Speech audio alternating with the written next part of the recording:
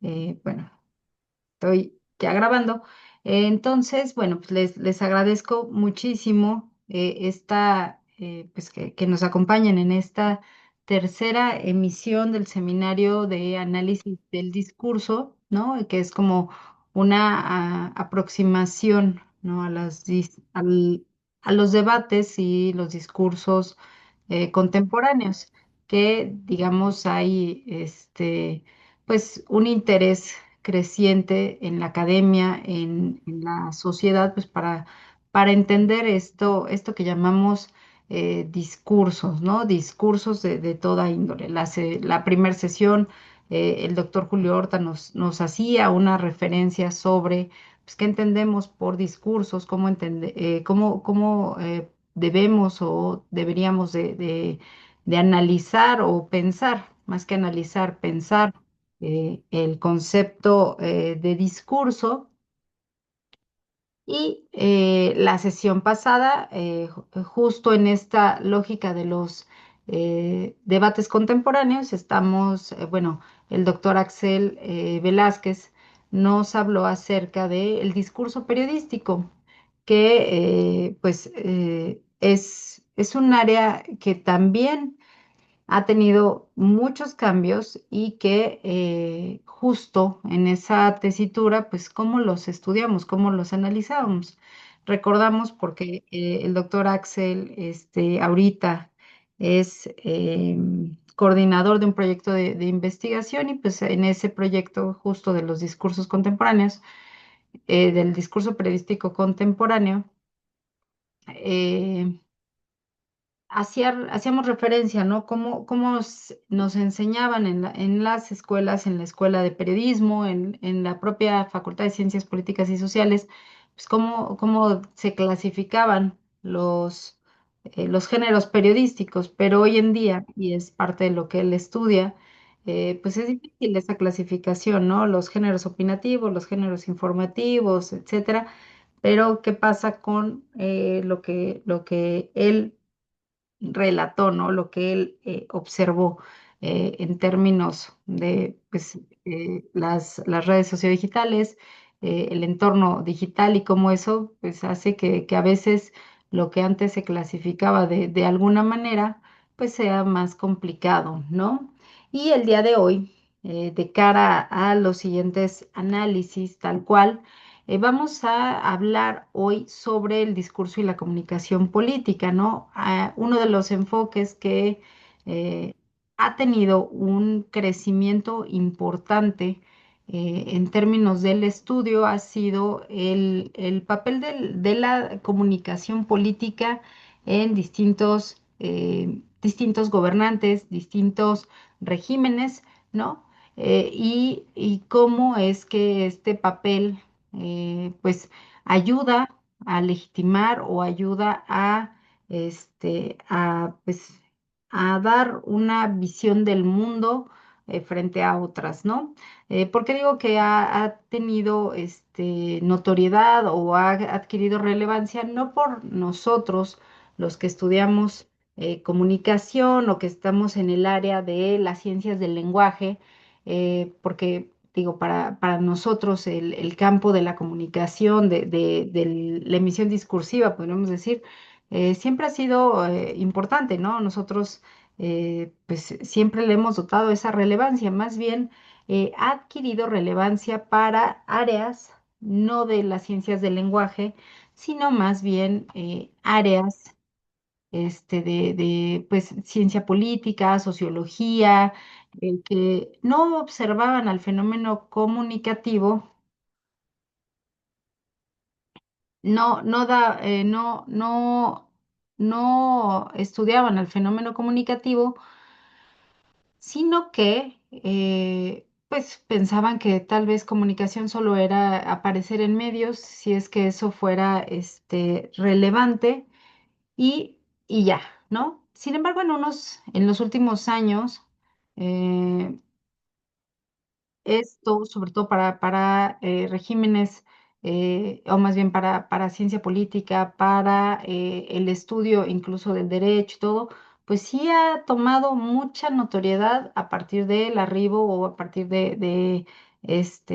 pues, de la llegada al poder de ciertos gobiernos, ciertos líderes, ¿no? Que utilizan y tienen, pues, que el tema de la comunicación es relevante. Una disculpa, es que estamos en la cuestión tecnológica, hubo como hubo muchos cambios, o no muchos, un cambio de ayer a hoy para la cuestión de la sesión de hoy, estamos justo viendo que no a todo el mundo le llegó el enlace, etcétera. Entonces, pues ahí andamos mandando el enlace por correo, etcétera. Entonces, si me ven como que ando viendo varias cosas, efectivamente es eso. Estoy, pues, gestionando y organizando, ¿no? Pero bueno, yo espero, y como les comento, ya para la siguiente sesión vamos a estar en los enlaces de siempre. Esto fue nada más una situación tecnológica. Y lo otro que quería comentarles, ya tenemos descargados los videos de las primeras dos sesiones, entonces eh, seguramente en menos de esta semana, en lo que termina esta semana, ya podremos dar el anuncio de pues del canal de YouTube para que ustedes puedan ver estos materiales. La idea es que tengan pues al alcance estos materiales y que se pueda difundir entre sus colegas y estudiantes, personas que estén interesadas en estas temáticas, ¿no? Entonces, pues habiendo dicho todo esto, e insisto mucho esto porque eh, digamos que los estudios del lenguaje siempre tenían esta idea de, ay, quiere salir en medios de comunicación, o sea, no se les dotaba de la relevancia. Es a partir de, pues, no quiero decir del surgimiento, pero pues un realce contemporáneo de ciertos liderazgos específicos donde el elemento comunicativo ha cobrado relevancia, es que áreas como ciencia política, sociología, incluso antropología, pues han volteado a ver a la comunicación y al discurso, ¿no? Eso a veces es complicado porque dicen, pues voy a hacer un análisis del discurso, yo voy a revisar el discurso, pero claramente no tienen una idea de qué es lo o sea, qué entendemos o qué entienden ellos por discurso, ¿no? Entonces, esta sesión trata justo de la discusión en torno a qué es el discurso, si bien ya lo habían esbozado en la primera sesión, aquí es en específico hacia el discurso político y el papel que tiene con la comunicación política, ¿no? Voy a presentar, ahorita ya les comparto mi presentación y Andrea, díganme, Andrea, ¿sí? si quieres, voy leyendo tu semblanza en lo que preparas la presentación para ya dar inicio a esta sesión. ¿Te Ah, parece claro, bien? sí, no se preocupen. Sí, bueno, ya a la doctora Andrea Samaniego, pues ya la conocieron, ya nos hizo favor también de comenzar esta sesión. Pues sí, la verdad es que hemos estado teniendo ahorita un pequeño de dificultades con lo del enlace, pero ya la siguiente sesión ya se va a arreglar todo. También por correo les estaremos compartiendo el canal de YouTube que ya estaría quedando para que puedan consultar las sesiones pasadas. La cuestión del Drive me parece que ya está, ya quedó, me comentan que eso ya se solucionó. De todas formas, cualquier duda que tengan sobre el Drive, al final de la sesión podrían pues preguntarlo. Les recuerdo que las preguntas, para hacerlo de manera más breve, si pueden acortar sus preguntas al final de la sesión para que todos tengan esta oportunidad de decir sus preguntas y las que no las pueden escribir en el chat y con gusto al final de la sesión de la presentación se las leeremos a ustedes. Eh, el pase de lista va a ser media hora después de iniciar la reunión y va a ser media hora antes de terminar la reunión. Se va a pasar la lista. Recuerden que nada más una vez tienen que pasar lista. Ahora sí, Les leo la semblanza de la doctora Andrea Samaniego Sánchez. Ella es licenciada en Ciencias de la Comunicación, maestra en Estudios Políticos y Sociales, doctora en Ciencias Políticas, es profesora de tiempo completo adscrita al Centro de Estudios en Ciencias de la Comunicación, donde ha impartido clases desde hace 10 años, ha sido titular en 50 cursos de licenciatura de la UNAM, de las carreras de Ciencias de la Comunicación y Ciencias Políticas, candidata a investigadora por el Sistema Nacional de Investigadores. Forma parte de distintas redes de investigación como el Seminario Interdisciplinario de Comunicación e Información, en el International Political Science Association y la Asociación Latinoamericana de Investigadores de la Comunicación y Asociación Mexicana de Investigadores en Comunicación. Es secretaria del Grupo de Investigación en Comunicación Política de la Asociación Internacional en Ciencias Políticas, y entre sus líneas de investigación se encuentra el discurso del poder, el sistema político mexicano, el Estado y la globalización. Entre sus últimas publicaciones se encuentra Perspectiva de la comunicación política dentro del sistema político mexicano, una reflexión sobre sus configuraciones y características, publicado por la Facultad de Ciencias Políticas y Sociales de la UNAM en el 2022. Estado, publicado por la Universidad Nacional de Chiriquí en el 2022 también. La desinformación y las fake news, nuevos conceptos de comunicación en el ecosistema digital y sus repercusiones con las democracias liberales, igual publicado por la Facultad de Ciencias Políticas y Sociales en la UNAM del 2023. Y en México, el Governmental Communication Strategy, las vespertinas in times and COVID-19, Crisis and Strategies of a Populist Governmental, publicado por Springer Chan en 2023. Con eso, pues les cedo la palabra a la doctora Andrea Samaniego, que nos va a presentar su ponencia el día de hoy. Gracias, gracias. Una disculpa ahí, hubiera puesto los títulos en español, no, no te preocupes, pero bueno, gracias de verdad por esta presentación. Eh, Comentan que hay personas que todavía no acceden, entonces ahí sí pueden apoyarnos para darles acceso a todos, a todas. Muchas gracias, de verdad, gracias por esta presentación, de verdad, no se hubieran molestado. Yo ya estaba incluso exponiendo sin que me hubieran dado la presentación, no, no es necesario. Este, a ver, espérenme 3 segundos que...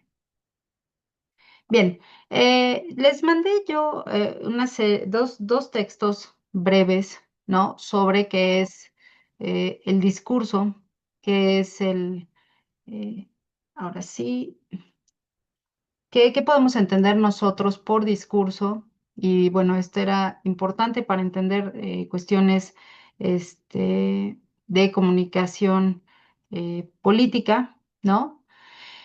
Y si ustedes se dieron cuenta, sobre todo en el primero, que es una situación o un elemento de definición sobre qué entendemos por el discurso, podremos entender que el discurso no siempre se había definido, no siempre había tenido pues este análisis, digamos, revisión teórica y analítica, ¿no? Porque hay teorías del discurso, hay análisis del discurso. Uno es cómo pensamos al discurso y otro es, pues, cómo estudiamos o hacemos un análisis a partir del discurso, ¿no?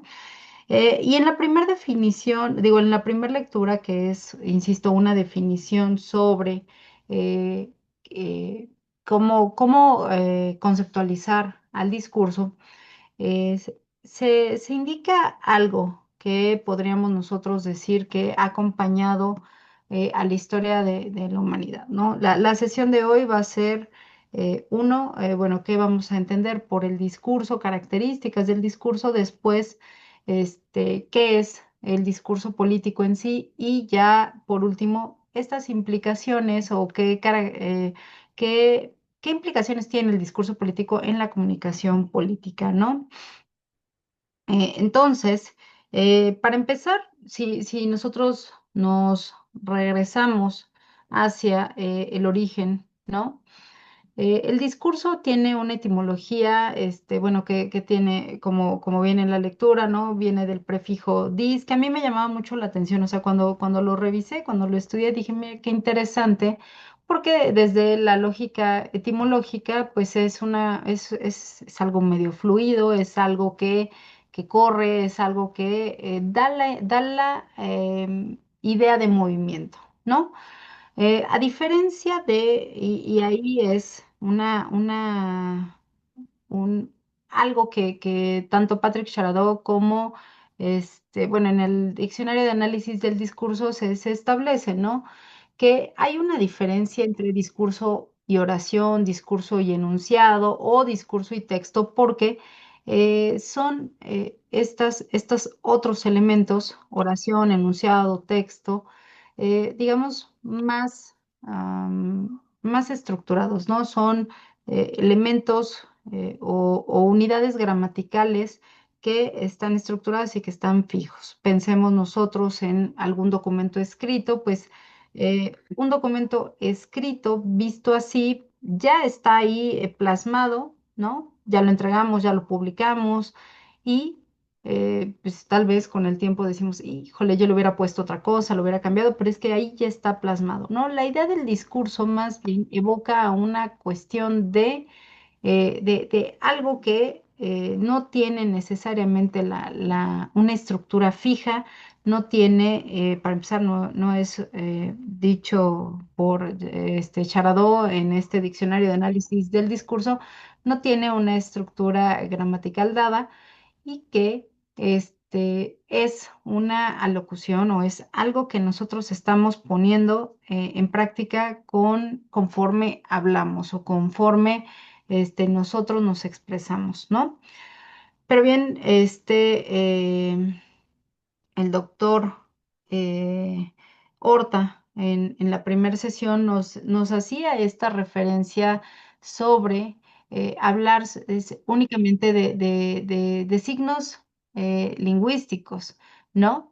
Eh, y, y justo la discusión era en torno a su exposición a que hay otro tipo de signos que también están ahí presentes, ¿no? O sea, él daba cuenta de esta complejidad, ¿no? Que no únicamente estamos en torno al uso de lo lingüístico. Y si me permiten aquí pensar o retomar autores que no necesariamente son lingüistas y no necesariamente están pensando en esto de las unidades de la lingüística, ni mucho menos, bueno, sí un poco, eh, desde los años 50 y 60, ¿no? Autores como Mark Knapp, autores que estudiaban comunicación no verbal, ¿no? Daban cuenta de estos otros, digo, son unos tantos, ¿no? Otros elementos no lingüísticos que aparecen y que ayudan, no que aparecen, pero que están presentes al momento en el que nosotros hablamos, en el momento que nosotros nos expresamos, podríamos decir, oralmente, ¿no? Entonces, ya ellos lo comentaban desde mucho tiempo atrás sobre pues estas características no solamente lingüísticas, ¿no? Y aquí yo estoy hablando de características no lingüísticas pensando en el cuerpo, ¿no? O sea, la cuestión de cómo nos, cómo nos presentamos, eh, cómo nuestra postura al momento de expresarnos, eh, elementos que podrían ser tal vez eh, cómo nos vestimos, etcétera, ¿no? Y que para la comunicación política van a ser fundamentales y para el discurso político van a ser fundamentales. Los estudios, por ejemplo, de Richard Nixon, del debate de Richard Nixon con John F. Kennedy, indicaron, ¿no? Para que veamos esta relevancia sobre lo proxémico, sobre la comunicación no verbal, las personas que solo escucharon, ¿no? Solo escucharon el debate, consideraron que Nixon era el que había ganado el debate, ¿no? Que había tenido la mejor exposición argumentativa y que tenía las mejores ideas. Quienes vieron, por el contrario, dicho debate, indicaron que no, que en realidad quien había ganado el debate había sido John F. Kennedy. ¿Por qué? Pues por los elementos de comunicación, vamos, no verbal, ¿no? O sea, estos elementos de comunicación no verbal fueron importantísimos para cómo la gente percibía o recibía la información, ¿no? Digo, ya desde antes nos lo decían estos autores que pues la comunicación no verbal era importante. Entonces, en los estudios del discurso, si bien hablamos acerca del movimiento, si bien hablamos acerca de, pues, de que no es algo, o sea, no es una estructura gramatical, no es una oración, un discurso se compone de oraciones, ¿no? Ciertamente tenemos que pensar que el discurso no solamente es lo que se está transmitiendo de forma oral, sino que se va a acompañar de otros signos que van a reforzar o van a generar, pues tal vez que esa idea no se transmita de la mejor manera o de una idea, pues lineal, ¿no? Y pues sí, porque digo, sobre todo en el ámbito de lo político, que es una cuestión de fuerte disputa, de fuerte lucha por conseguir o por consolidar ciertas verdades, ya lo veremos más adelante, pues estas ideas no siempre son aceptadas, ¿no? Y entonces, cuando nosotros pensamos o entramos a la definición del discurso, Eva Salgado, que tiene un libro que habla acerca de los usos del discurso en el estudio de las ciencias sociales, nos va a decir que pues, el discurso es un término polisémico, este, y esto es relevante y es algo que se encuentra presente, ¿no? En los estudios del discurso, es el lenguaje puesto en acto, ¿no? Ya lo decía también este, Eric Boysans cuando él hacía una distinción entre lengua y habla y ahí metía o ahí en esa triada decía ahí entre lengua y habla hay discurso, ¿no? Lo dice Charadó, lo dicen los estudios Cristeva, los dice, es el discurso puesto en acción, es el, el, eh, el utilizar todas estas reglas gramaticales, es el que nosotros sepamos, bueno, tengamos una idea de qué es lo que queremos decir y pues en ese que poner en práctica todo lo que queremos decir, pues lo pongamos en acción. Son estas reglas cínicas puestas en acción, pero esto eh, nos va a llevar por fuerza a una lógica de en dónde se están poniendo en acción, es decir, en qué contexto es que se están pronunciando o se están diciendo estas palabras, ¿no? Entonces, con este lenguaje puesto en acción, los grupos interactúan entre sí, preservan ciertas realidades, discuten, establecen relaciones de poder entre quién puede hablar, quién no puede hablar, qué es de lo que se puede hablar incluso, ¿no? Entonces, por eso bueno, es un término polisémico, ¿no? Es decir, puede aludir a distintos elementos, ¿no? Eh, no hay una definición establecida, estandarizada o aceptada por todos, pero, pues sí, una de sus características es justo que es un lenguaje puesto en acción, ¿no? Esto, pues también nos va a llevar a una discusión en torno a si solamente se trata o si solamente el discurso es una práctica oral, ¿no? O sea, de lo oral. Como, insisto, se comentó en la primera sesión, no solamente es una práctica lingüística, sino que pues va a recurrir o va a tener otro tipo de elementos, signos no lingüísticos que también van a ayudar a a dar a conocer esa imagen, esa idea, ¿no? Ese discurso. Y que, por cierto, nos va a perfilar para la siguiente sesión hacia los análisis multimodales, ¿no? En donde ya no solamente es lo que se habla, sino imágenes, sonidos, otros elementos que están ahí y que ayudan a dar o a comunicar una idea, ¿no? Ciertamente, el término de discurso no es algo que es reciente. eh, Podemos nosotros pensar en estudios del discurso desde la antigüedad clásica, en donde, bueno, pues ellos se enfocaban fuertemente en cómo es que se convence o cómo es el proceso para el convencimiento de las personas. Después, en Roma, en Roma imperial, era mucho acerca del uso de la retórica, cómo es que nosotros podemos hablar ante una audiencia y qué características debe tener el orador, o cómo se inicia, se desarrolla, se concluye un discurso.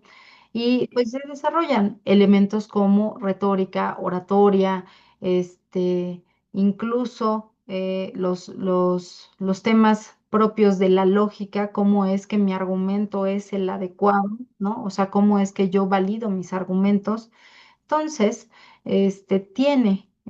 durante mucho tiempo tuvo este desarrollo. Ciertamente, hasta, digamos, siglo XX, empieza otra vez su estudio específico. Tim Van Dyck lo va a mencionar en un texto de estructura y análisis del discurso.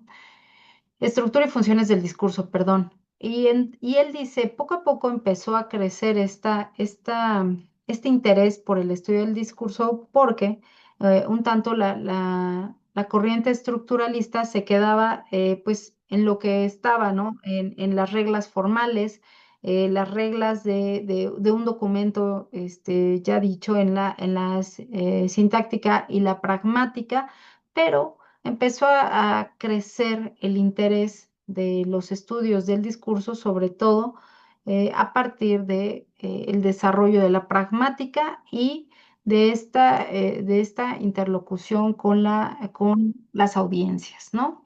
Entonces, ¿por qué es importante, digamos, pensar el discurso y por qué va a ser importante para nosotros?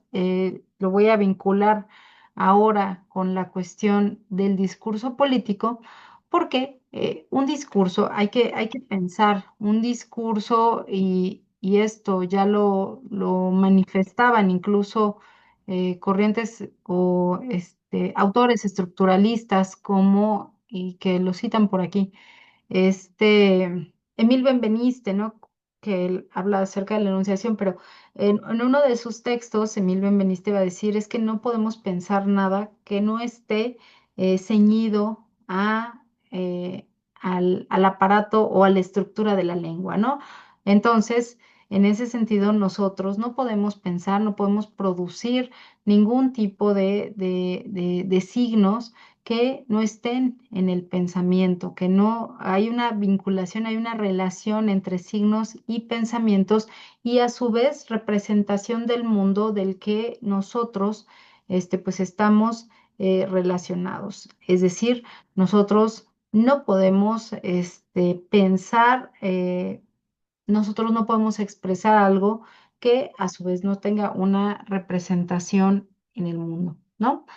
Y por ello, el análisis del discurso es relevante. ¿Por qué? Pues porque nos ayuda a entender cómo es que estos fenómenos sociales existen y cómo es que tienen sentido en tanto son interpretados. Volvamos a esta idea clave del análisis del discurso, es el papel de las audiencias o el papel de los que están escuchando eso que yo estoy diciendo, eso que yo estoy expresando, ¿no? Entonces, en tanto eso que yo estoy diciendo o expresando es interpretado por otros, pues va a construir o va a dar una, digamos, una eh, interpretación de la realidad. No sé si hasta el momento es claro lo que he dicho ahí.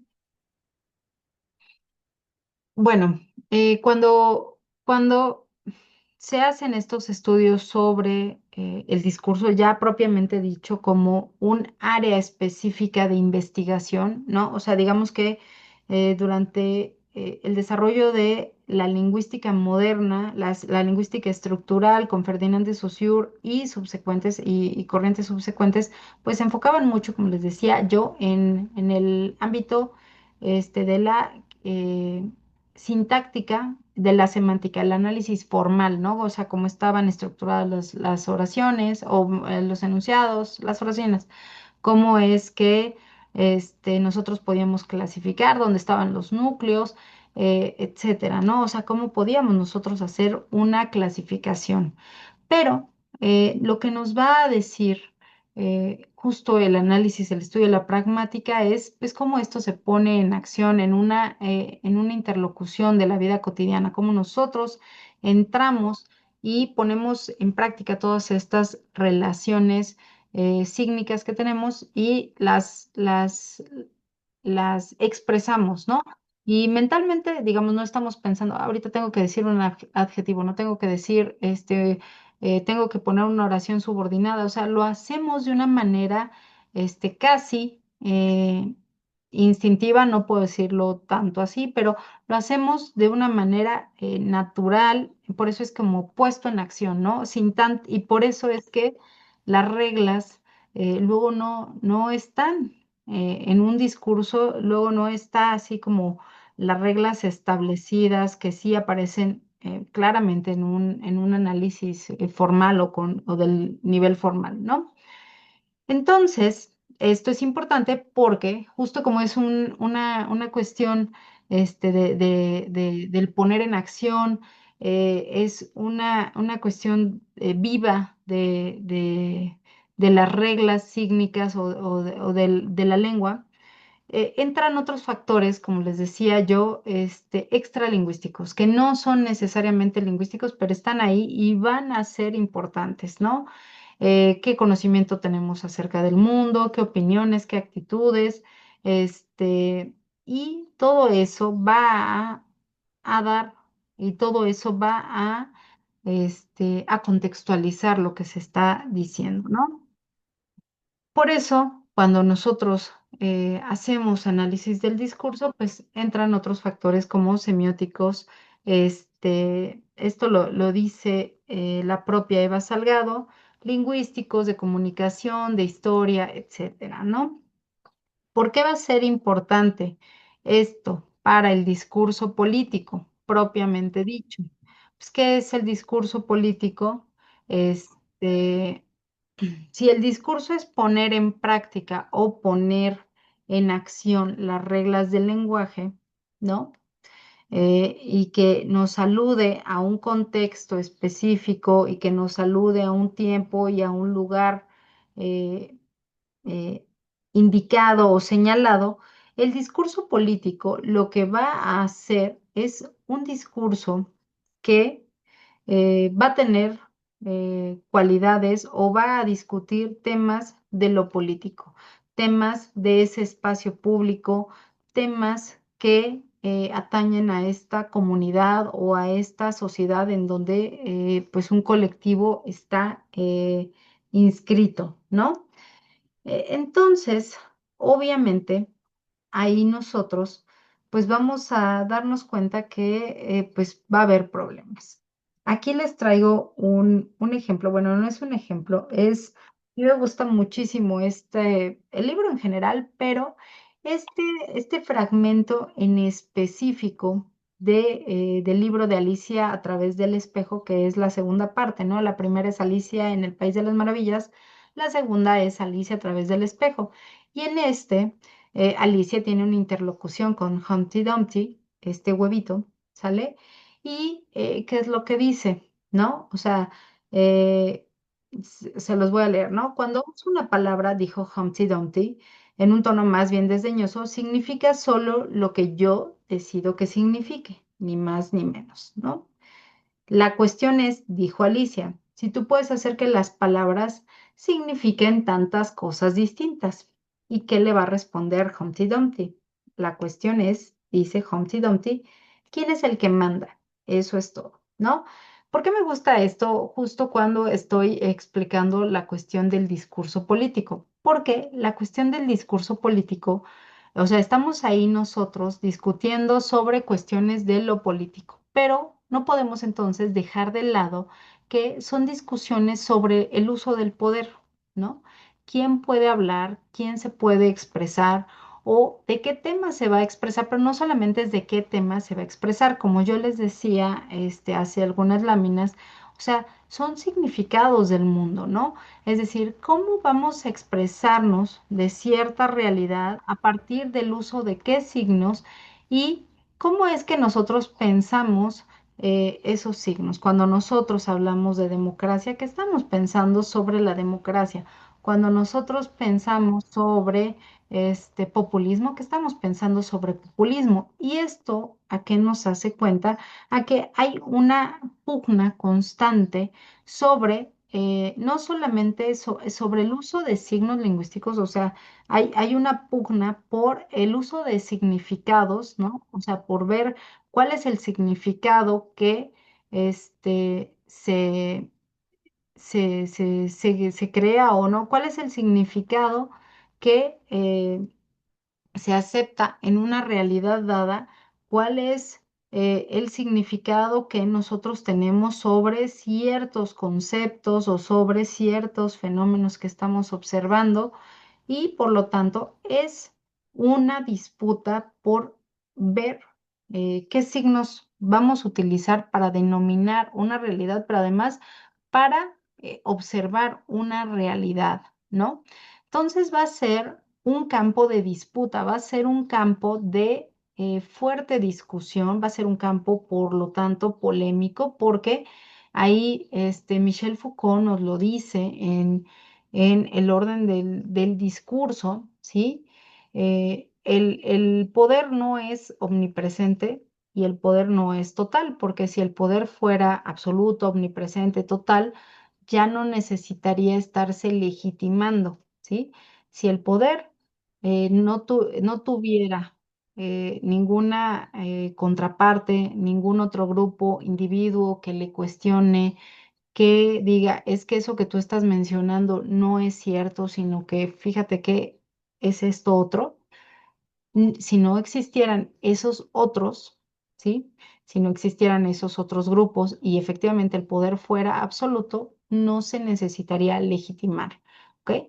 Pero como aquí no ocurre eso, y lo dice Foucault y lo dicen los autores que estudian el poder, dicen, el poder no es absoluto, nunca. No puede ser absoluto porque entonces ya no necesitarías tú ejercer el poder. Eres absoluto, ya venciste, ¿no? Ya nadie te cuestiona, ya nadie piensa de otra manera, ya nadie este, te va a discutir. Como hay otros grupos, hay otras perspectivas, hay otra disputa por el uso de los signos, ¿sí? Entonces, por eso es necesario el discurso político para legitimar, para hacer prevalecer una visión, para, pues, tener una perspectiva del mundo. Hasta este momento, ¿todo claro?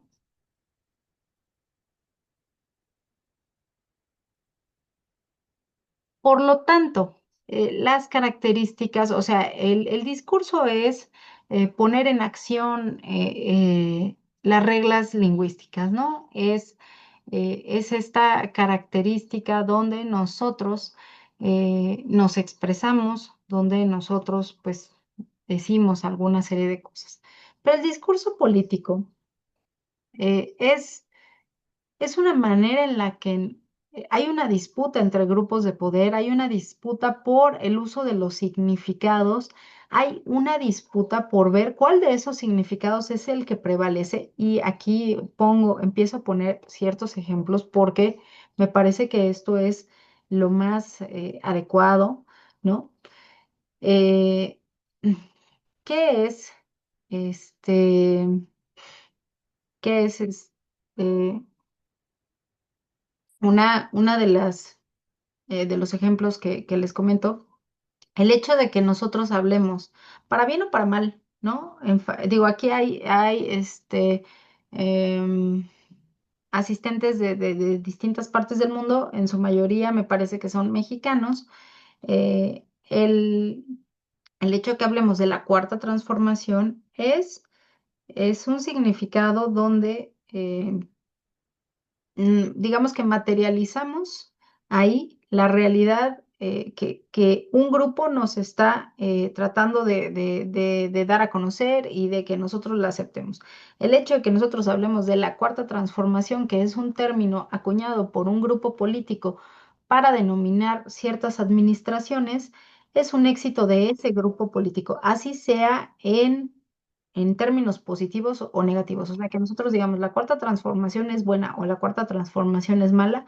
Al momento que decimos cuarta transformación, nosotros le damos validez a ese significado que lo que está diciendo es hubo tres grandes transformaciones y ahorita es la cuarta grande transformación del país, ¿no? Entonces es una disputa por significados. Es una, es una disputa por las representaciones del mundo, ¿ok? Por las cuestiones de lo público, ¿ok? Entonces, no se puede, insisto, separar los discursos de la política y del ejercicio del poder. Y esto es además todavía, bueno, es relevante en todas las sociedades, pero se vuelve muy notorio en sociedades democráticas, en donde hay distintos grupos que están luchando por hacerse del poder. Al final es una lucha, ¿no? Pacífica, como quieran verla, es una lucha por el uso, por la legitimación de ciertos significados, ¿no? eh, es una lucha por hacer prevalecer una visión sobre los fenómenos sociales y que esa lucha domine o sea aceptada por el resto. ¿Qué hacen los partidos políticos si no dan un diagnóstico de cómo están las cosas, pero también dan una propuesta de qué es lo que debieran de hacer o resolver, ¿no? Es una lucha sobre la visión de fenómenos sociales y qué es lo que buscan, pues que sea aceptada por el resto. Entonces, por lo tanto, si estamos hablando de que es una disputa en términos políticos, es una disputa de ver, de que prevalezca cierta visión por el resto de las otras, estamos hablando de que es polémica. No todo el mundo la va a aceptar, no todo el mundo va a creer esta visión del mundo o el uso de ciertos significados. Es polémico porque identifica al locutor, al que está enunciando, eh, y a su vez va a diferenciar, o sea, hay un locutor, nosotros pensamos o yo pienso que la situación es así, pero a su vez también va a crear un criterio de distinción o de separación en el alocutario. Ellos no lo están aceptando, ellos no quieren, ella no quiere que esto mejore. Esto se ha convertido en, en un escenario, bueno, porque la teoría democrática lo que va a decir es, o sea, hay terreno de disputa, pero al final debe de haber o debe de preservar la legitimidad de todos los que están ahí tratando de pronunciarse y que están tratando de hacer prevalecer su visión y de implementar sus significados del mundo, ¿no? Obviamente esta perspectiva que yo les digo, o sea, de que es polémico, ¿por qué? Pues porque distingue yo pienso esto o nosotros, este colectivo, pensamos esto, ¿no? Ustedes no lo piensan, ¿sale? Genera o ha generado, sobre todo en gobiernos contemporáneos, pues que no haya esa idea de todos tienen la legitimidad para expresarse y de no reconocimiento al otro, al que no está pensando este, en mis mismos significados, en mis mismos referentes, en mis mismos marcos de referencia, ¿sale? Eso es problemático y es una de las dificultades que tenemos. O sea, es un elemento distintivo del discurso político, o sea, es polémico, va a crear ciertos referentes y al momento que creamos ciertos referentes o al momento que nosotros creamos ciertos signos, ciertos sistemas de pensamiento sobre qué es lo que estamos observando, que es el problema de lo público, obviamente vamos a distinguirnos frente a los que no piensan que esos son los problemas o que eso es la vía para resolver dichos problemas, ¿no? Pero, o sea, digamos que la naturaleza del discurso político es esta, ¿no? Crear distinciones entre los que pensamos de una manera y los que no pensamos de esa manera. Pero para la dinámica democrática, estas distinciones, esta idea del adversario, del oponente, del que no piensa como yo, pues ha tenido rispideces, ha tenido dificultades, porque, insisto, la teoría democrática es una teoría que lo que plantea es, bueno, somos diferentes, pero tenemos la legitimidad para expresarnos, ¿no? Y entonces hay veces que ese discurso político no reconoce al otro como alguien o como un interlocutor válido de diálogo.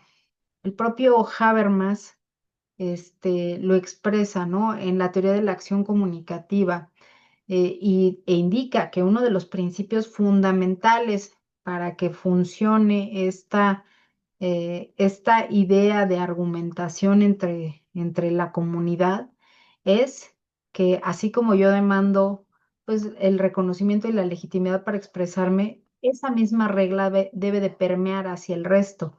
Es decir, yo debo de reconocer en los otros la capacidad de interlocución y de diálogo.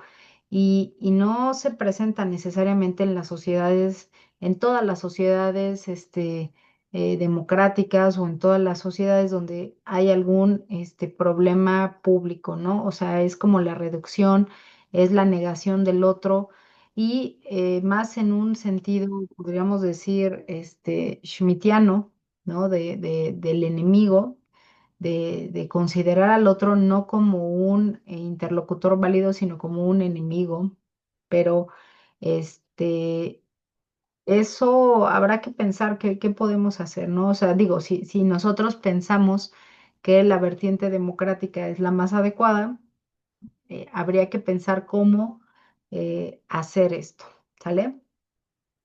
En segundo lugar, el discurso político, o sea, todo aquel que se pronuncie, todo aquel que se exprese y que argumente o elabore un discurso político, va a producir una serie de ideas y argumentos pues, que van a permitir justificar y legitimar su visión. O sea, estamos viendo, les había dicho que el discurso político es el que se está construyendo para, digamos, para legitimar una serie de representaciones, una serie de signos sobre cómo observamos los fenómenos de la realidad, ¿no? Entonces, pues, si esa es la función del discurso, pues obviamente, pues necesitamos establecer una serie de ideas y de argumentos que van a legitimar eso que estoy diciendo. O sea, tanto van a legitimar que estamos muy bien o que estamos muy mal, que hay que cambiar en determinadas cosas, que no hay que cambiar, ¿no? O sea, no es nada más de pronunciar, sino qué ideas o qué argumentos yo desarrollo para legitimar pues estas ideas, ¿no? Esto ya lo observaba, digamos, desde la antigüedad clásica, ¿no?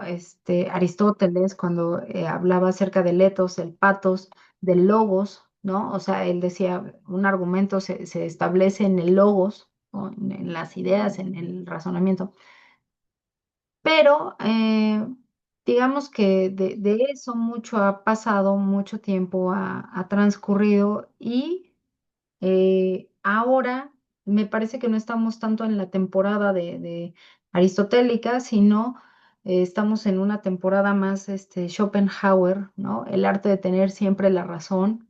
Entonces, ¿cómo argumentamos o cómo legitimamos nuestra visión? Idealmente es a partir de argumentos, de ideas sólidas que acompañan mi visión, pero pues más bien pareciera que esos argumentos no están o no son tales, sino que se vuelve una idea de yo tengo la razón porque soy yo, o porque yo provengo de este grupo, o porque tú estás mal, no tanto es porque mi argumento es eh, porque mi argumento es bueno, sino porque tú eres malo, muy en la dinámica de Schopenhauer, ¿no? Pero bueno, la idea es que se va a justificar y legitimar una visión, ¿no? Y hay distintas visiones en disputa y todas van a estar tratando de legitimar su visión, ¿sí? Es estratégico, ¿ok?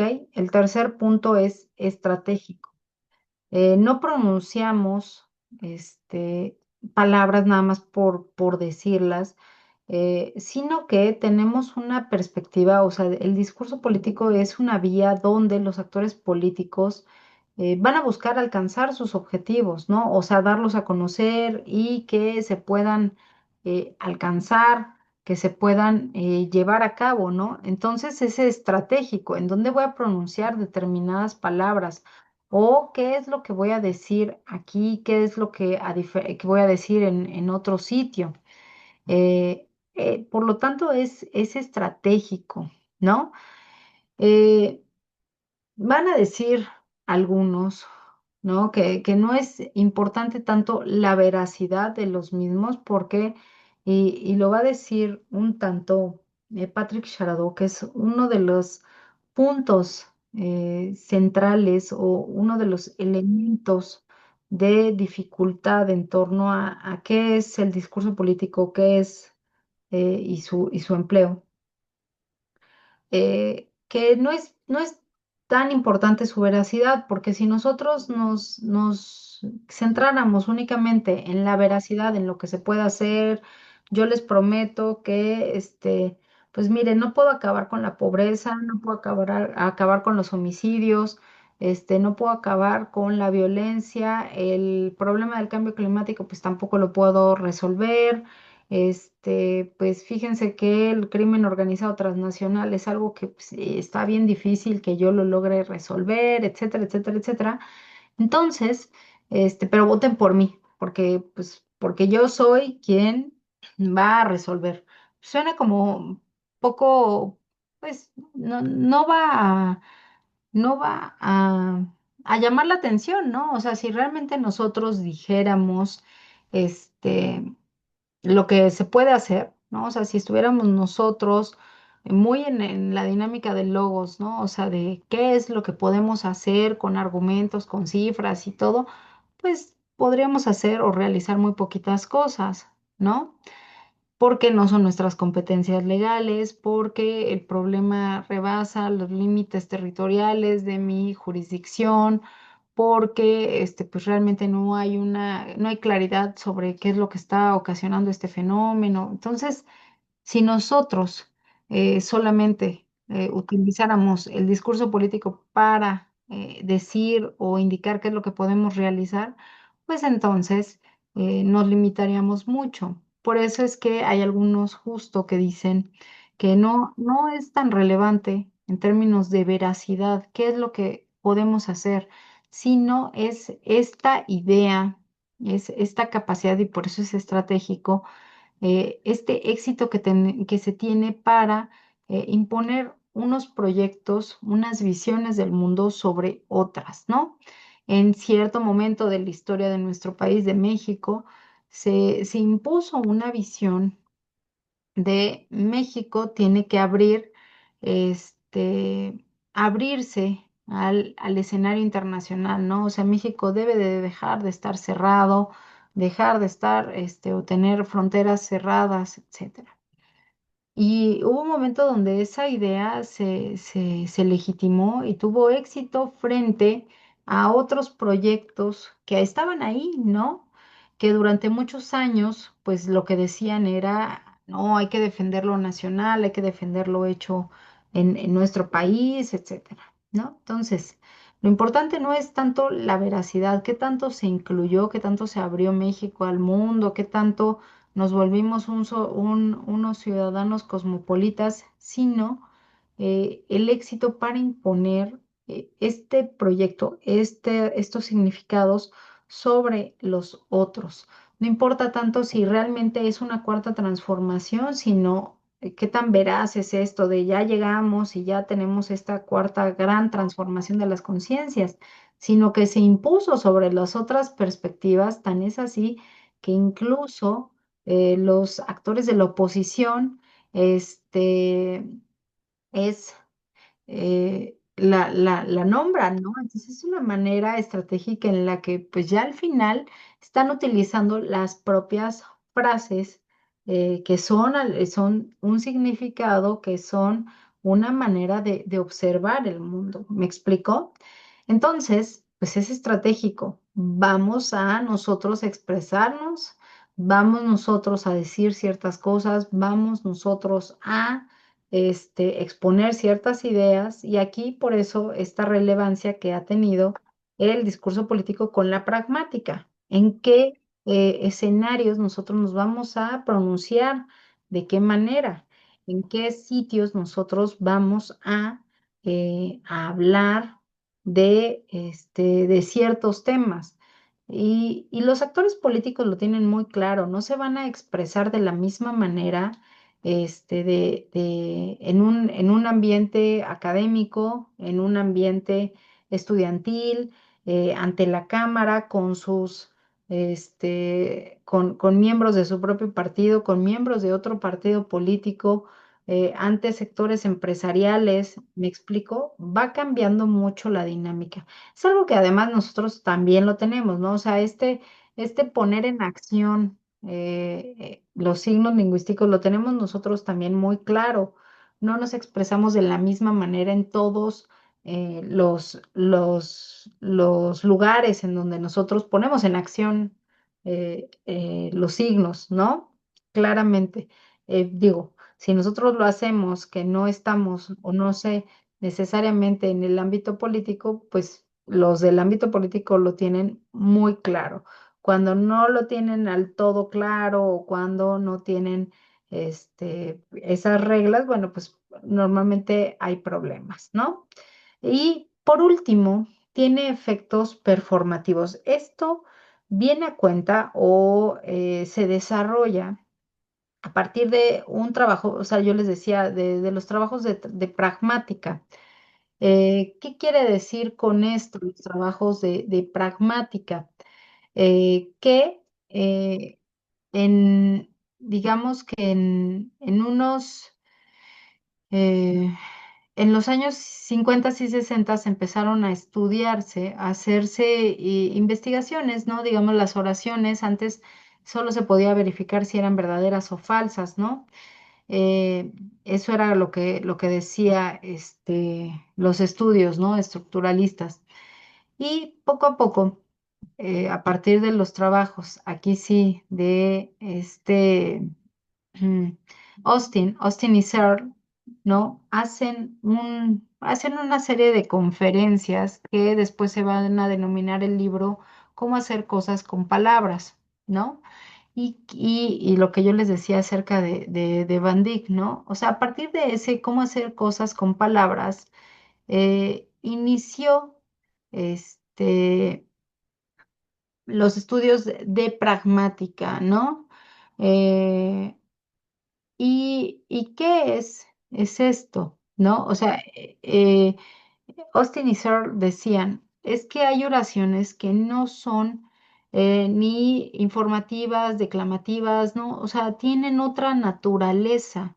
Si nosotros decimos no sé, vamos a decir, ya están casados, ¿no? O sea, si nosotros expresamos la frase con la que un juez casa a dos personas en el registro civil, pues diría Austin y Searle dirían, pues ahí no hay una consecuencia. Sin embargo, ese juez, o sea, si cuando un juez pronuncia esas palabras, esa oración que se está pronunciando, sí va a tener un efecto, va a producir cosas. Es decir, una vez después de que después de que se dice o se expresan, ese párrafo, este, eh, después de que se pronuncia, en ese momento, eso que está diciendo, que genera como consecuencia que esas personas estén casadas, ¿no? En el ámbito educativo, muchos de ustedes son docentes, están en el ámbito de la docencia. Si nosotros decimos, saquen una hoja, voy a hacer examen, pues en ese momento las personas o los estudiantes van a decir, ok, va a haber examen, tal vez cuestionen un poquito, tal vez digan, ay, qué mala onda el profesor, profesora, etcétera, pero van a sacar la hoja, ¿no? ¿Por qué? Pues porque somos los docentes, o sea, bueno, Austin y Searle van a decir, hay una serie de acciones específicas, pero el hecho relevante es quién está pronunciando las palabras, estas oraciones performativas y en dónde las está pronunciando, ¿no? Con ello, dicen, estos, estos,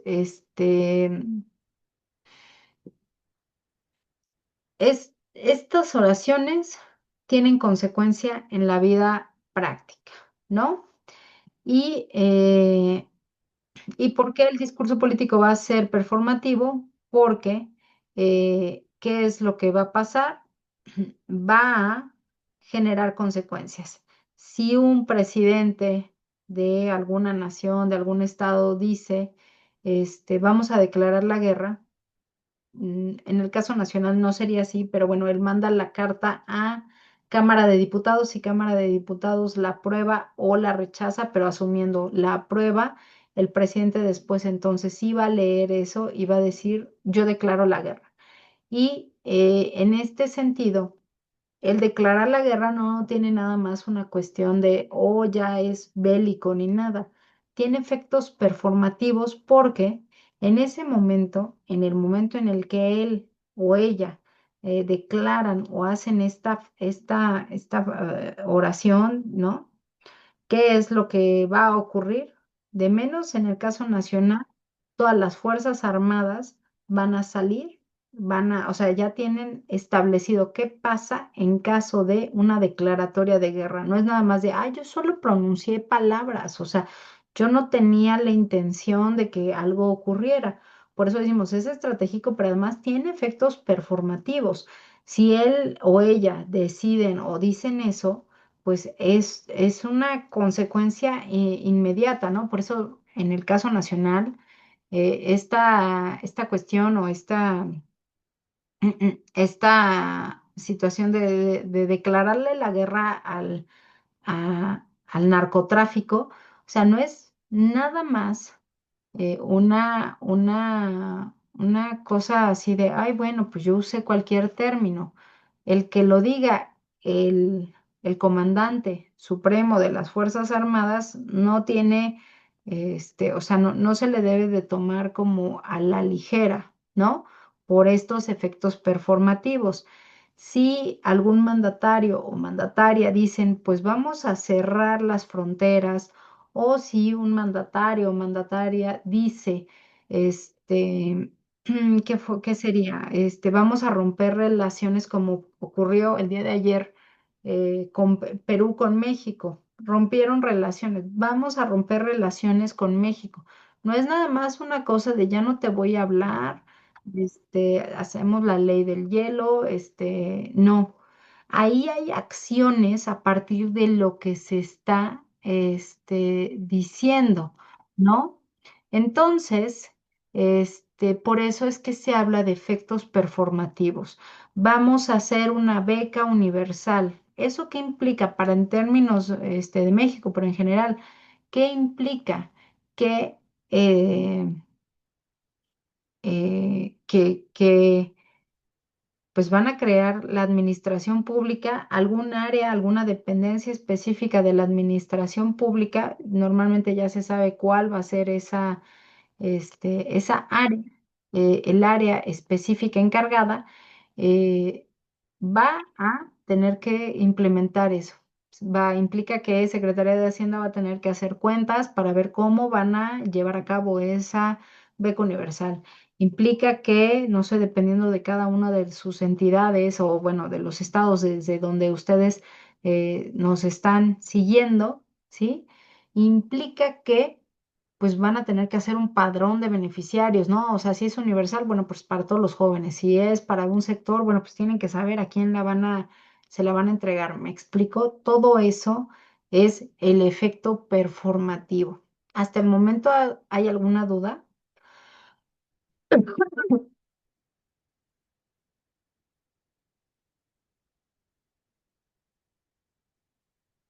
¿Todo bien? ¿Vamos bien? Ok. Voy a ponerles ahorita un ejemplo y no les voy a poner, aquí tengo una alumna del posgrado que también trabajamos el tema de discurso político y parece que todas las semanas le quiero poner el mismo video del PAN, pero no les voy a poner ese video del video reciente que sacó el PAN, porque ese tiene muchísimos más elementos no lingüísticos y no sé si van a ver ese ejemplo la próxima semana, pero son elementos multimodales, ¿no? Y eso se va a observar la siguiente sesión, ¿no? A ver, espérenme nada más. Ujú. Bien, están comentando nada de lo que se dice es gratuito.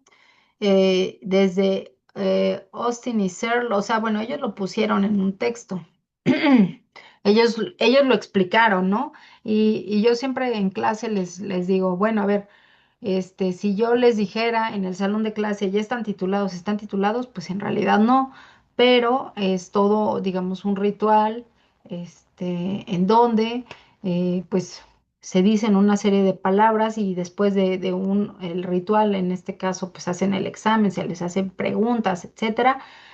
Ustedes, pues ya están titulados. Y en ese momento ustedes ya son licenciados, maestros o doctores, el grado que ustedes tengan, ¿no? O sea, tiene efectos performativos esas frases, esa toma de protesta tiene un efecto performativo, pero aunque nosotros leamos esa toma de protesta, si no estamos en un examen profesional y si nosotros no somos el que debe de leerles la protesta, entonces, pues no se cumple, ¿no? O sea, no siempre se va a cumplir, aun aunque se digan las palabras, ¿no? Este, Claro, el rol social no es el rol social del emisor. Austin y Searle van a decir quiénes son los encargados para decir las palabras. Pensemos, un día estamos en la playa, estamos ahí caminando por un puerto, ahí hay varios barcos y entonces pues estamos, vamos a decir, ¿no? No ustedes, alguien más, no yo, alguien más, están pues con unas cuantas copitas de más, por decirlo de menos, traen una botella porque van caminando, yo qué sé, rompen la botella en un barco y dicen, yo te bautizo como les gustaría, ¿no? Luis Miguel, el sol, ¿no? Porque sea el sol. Ya ese barco se va a llamar el sol. O sea, yo hice lo que en teoría debiera de hacerse en estas sesiones o en estos eventos donde pues se bautizan los barcos.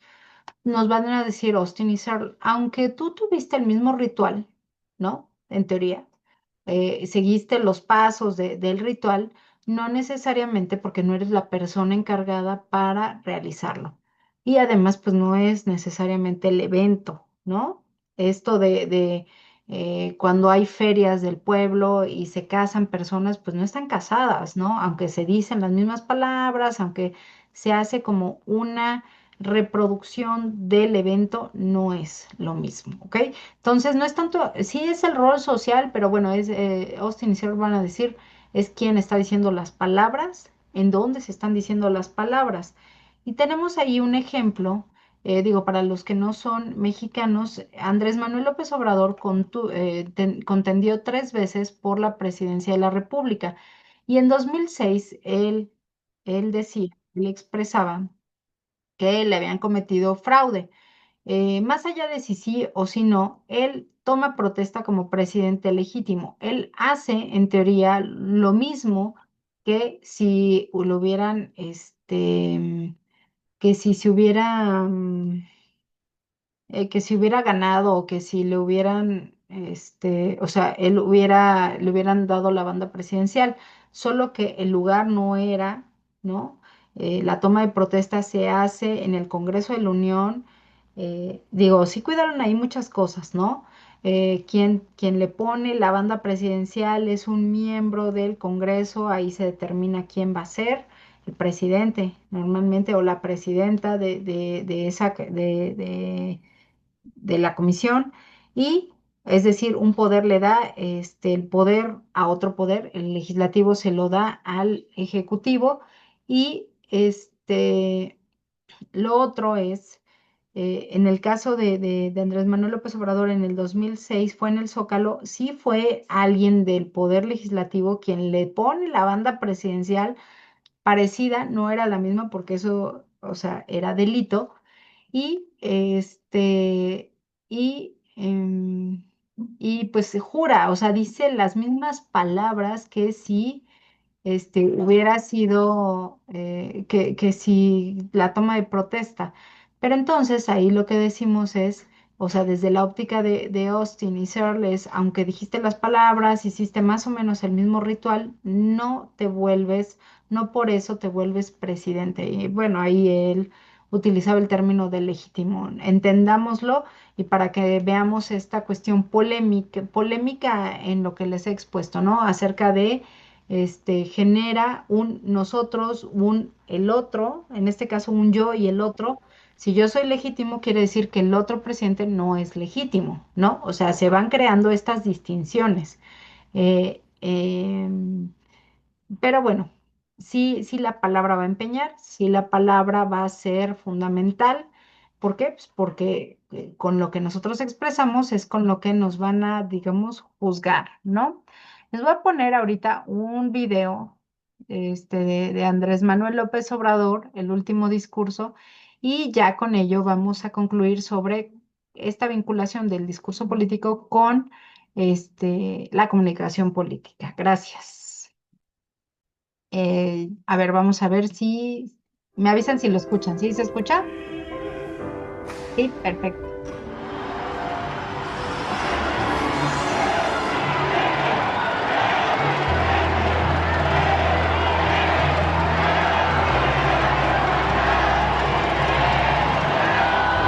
Como he sabido, estoy por terminar mi mandato.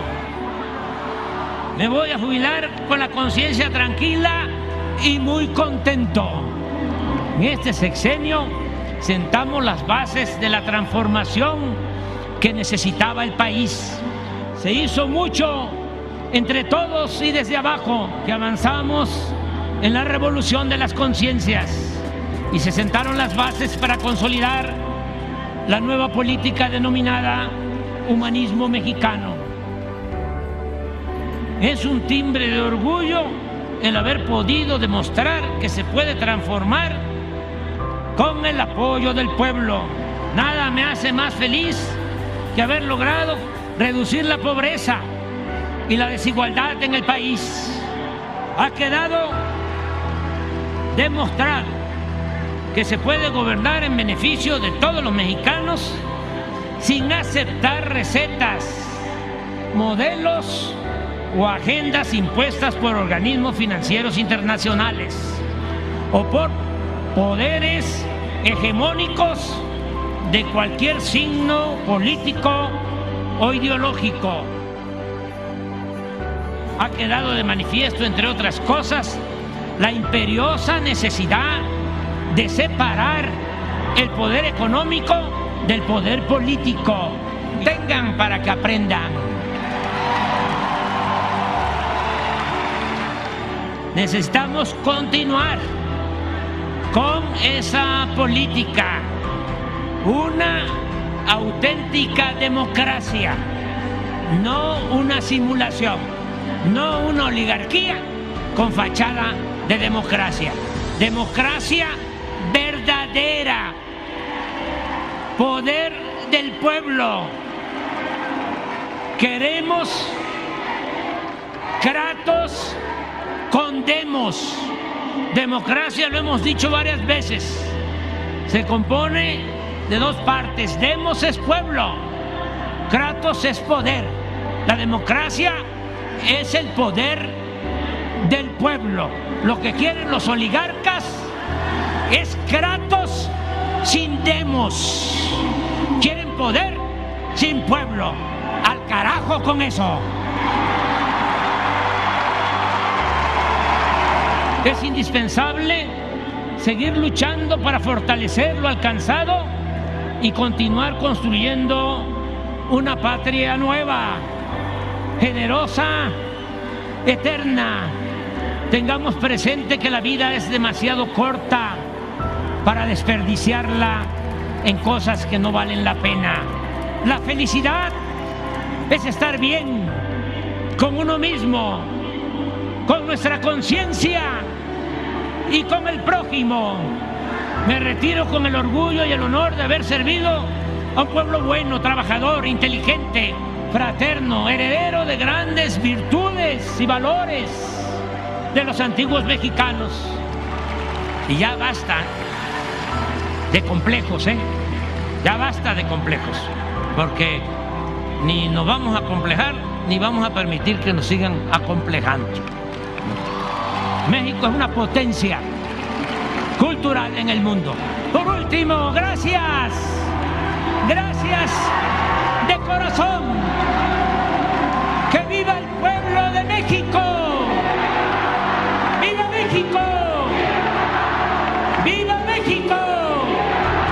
¡Viva México!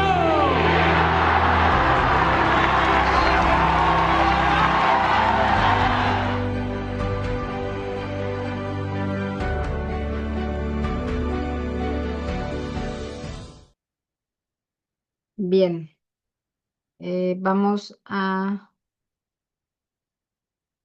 dejar. Digo, fue su último discurso como de rendición de cuentas, ¿no? O sea, él así como, así lo denominaba, pero vemos esta noción, ¿no? O sea, es polémico, no todo el mundo tiene por qué aceptarlo.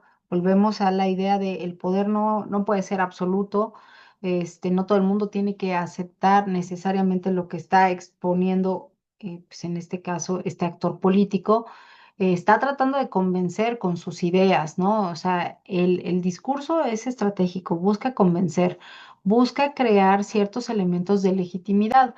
En este caso, con López Obrador, la legitimidad estaba anclada en una óptica nacionalista, ¿no? Por eso mucho esto de no vamos a dejar que actores internacionales o grupos externos nos digan cómo hacer las cosas.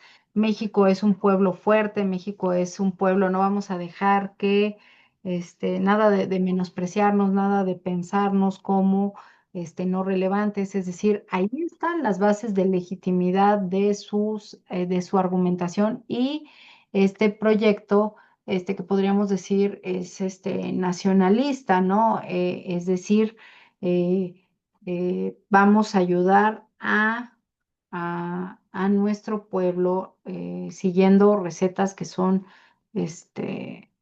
propias, ¿sale? Volvemos a esta idea de no todo el mundo tiene por qué estar de acuerdo o aceptarlo, pero sí es relevante que pensemos en esto, ¿no? O sea, crea ciertos significados del mundo ciertos ciertos marcos con los que se representa este mundo, utiliza determinadas palabras, utiliza determinadas frases que son estratégicas, tengan para que aprendan, o sea, es así como ya ven cómo sí tuve la razón, ¿no? O sea, todos estos elementos. ¿Por qué hablo de eso y no de otras cosas? Bueno, pues porque es estratégico. O sea, si tú lo que estás tratando es convencer, pues no vas a hablar de todo lo negativo que no te resultó, pues así está difícil que se convenza. ¿Sale? Bien. Y lo mismo hacen otros actores políticos, lo mismo van a hacer otros grupos u otros actores políticos que van a estar en la disputa por esta pues por estas representaciones. Va a haber quien va a cuestionar justo, sí se redujo la pobreza, pero es a partir del incremento de los salarios, ¿no? Y en realidad está la inflación, o sea, están ahí disputando esto de, se redujo la pobreza, pero como no hay un mayor, como no se está generando riqueza, no se está generando una economía sostenida, una vez que se quiten estos apoyos, esa pobreza va a aumentar, ¿no? O sea, cosas así. Están ahí en la disputa del significado, ¿no? Aquí, por ejemplo, del significado de la pobreza, del significado del bienestar, etcétera. Bueno, por último, ya para concluir esta sesión, ¿qué nos va a decir el otro texto de Patrick Sharadot, que es La comunicación política y las máscaras del poder? Es, bueno, pues la comunicación política nos va a decir un elemento fundamental. A ver, déjenme muevo, porque si no, ahí anda distrayendo. Es, la comunicación política es fundamental, pero no lo es todo, ¿no? Hay veces que pensamos o, no sé, pareciera en la tesitura que pensamos que la comunicación va a ser todo, pero pues hoy hay una realidad material que nosotros debemos de atender, no porque tengamos la mejor estrategia comunicativa, no porque tengamos, por ejemplo, ahorita hay mucho señalamiento y lo mismo en el caso de las mañaneras, de no porque tengas esta estrategia de posicionamiento de temáticas como lo es la mañanera, cambian las condiciones reales o las condiciones en las cuales se está produciendo pues los problemas, ¿no? O sea, no porque tú digas ya se acabó la corrupción, quiere decir que ya se acabó la corrupción. O sea, la comunicación es importante, pero no lo es todo. Es importante comunicar, pero no es suficiente nada más tener todas estas estrategias de comunicación. Y me parece que en los últimos años se han centrado mucho en las estrategias de comunicación, pero no están cambiando o modificando estas condiciones que generan, pues, esta disputa por los significados, ¿no? O sea, condiciones materiales, pues, desempleo, violencia, etcétera. O sea, no porque hagas un comunicado donde digas que vas a atacar la violencia ya se atacó, ¿no? O ya se redujo, ¿sale? Bien, eso lo decía Patrick Sharadot. Y lo otro es, ¿por qué es fundamental la comunicación política? Si bien durante, sobre todo el desarrollo de la ciencia política como un campo de estudio específico, se planteaba que la comunicación política era una de las áreas de estudio de la ciencia política, ¿no? Pero pensemos en términos centrales. ¿Por qué es importante la comunicación política? La comunicación política como esto, dar a conocer, o sea, por parte de, normalmente es una perspectiva de de gobernantes y gobernados, ¿no? Dar a conocer lo que se está haciendo, dar a conocer como una lógica de rendición de cuentas. ¿Eh? ¿Por qué se vuelve cada vez más importante? Porque, digo, con sociedades pues cada vez más numerosas, extensiones territoriales muy grandes, pues es muy complicado que un ciudadano o que un gobernante le pueda decir a todos y cada uno de los ciudadanos qué es lo que se está haciendo, ¿no? Y entonces, todas estas formas en las que la comunicación, en las que se da a conocer lo que se está haciendo, pues revisten o le dan mayor importancia a, pues, a tener estos canales de información o de vinculación, ¿no? Gobernantes, gobernados. Además, va a decir Patrick Sharadot, ¿no? O sea, la comunicación es fundamental desde que somos democracias liberales y uno de los principios centrales de estas democracias liberales es la rendición de cuentas y la transparencia, o sea, qué estás haciendo, cómo lo estás haciendo, está dando los resultados, no los está dando, o sea, es fundamental, ¿no?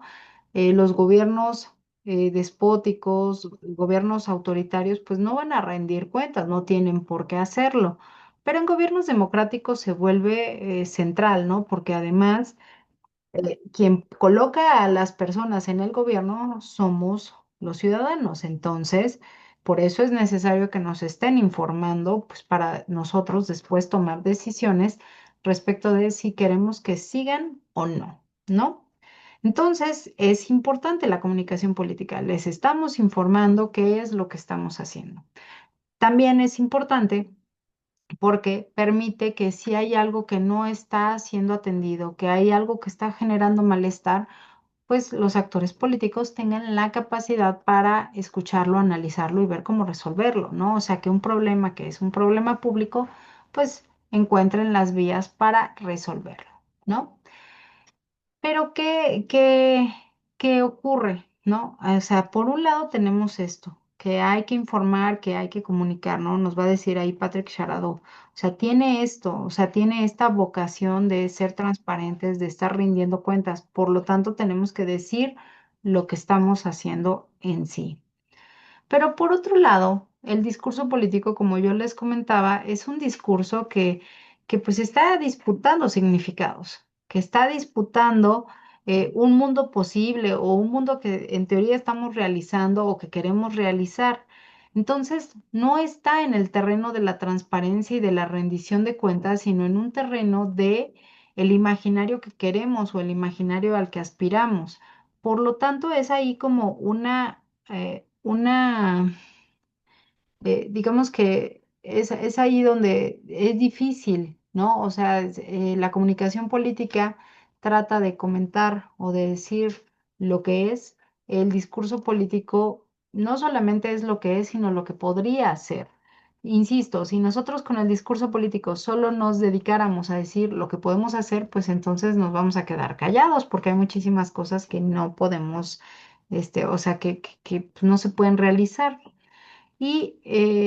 y por lo tanto, pues tiene estas dificultades, ¿no? O sea, si el discurso político solo se limita a decir lo que se puede hacer, pues no va a decir mucho.